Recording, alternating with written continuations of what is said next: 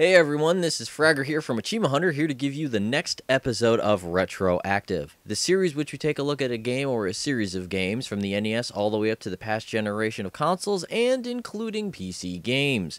This is so we can figure out if we would like to see a port, a remake, or maybe even a sequel of these games long since past. And today's episode is all about Rise of the Triad. Rise of the Triad was a game that was developed by 3D Realms, then known as Apogee Software. Rumor has it that this game began as a sequel to Wolfenstein 3D, when it was entitled Wolfenstein 3D Rise of the Triad.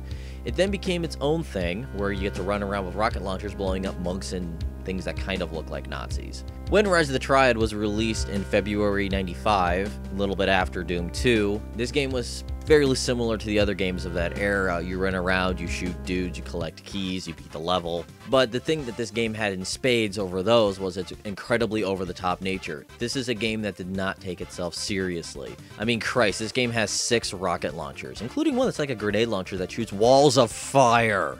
But yeah, this game is still fairly linear, running around, shoot dudes, they explode. There's even a code where you get to turn on extra gibs, and it gets kind of bloody and ridiculous.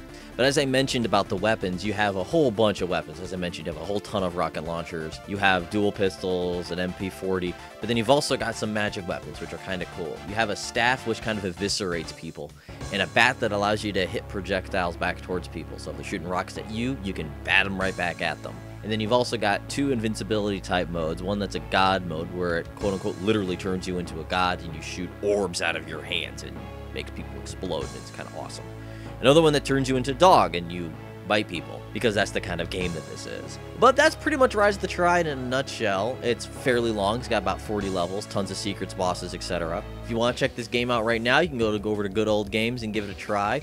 But for the future, I would actually like to see a reboot of this franchise, because this game in its current state probably wouldn't fare that well as a port or even a remake. But what should happen is like a spiritual successor, because we all need more over-the-top, completely gratuitous FPSs that don't take themselves seriously. It'd be quite awesome to see another one of those around, wouldn't it?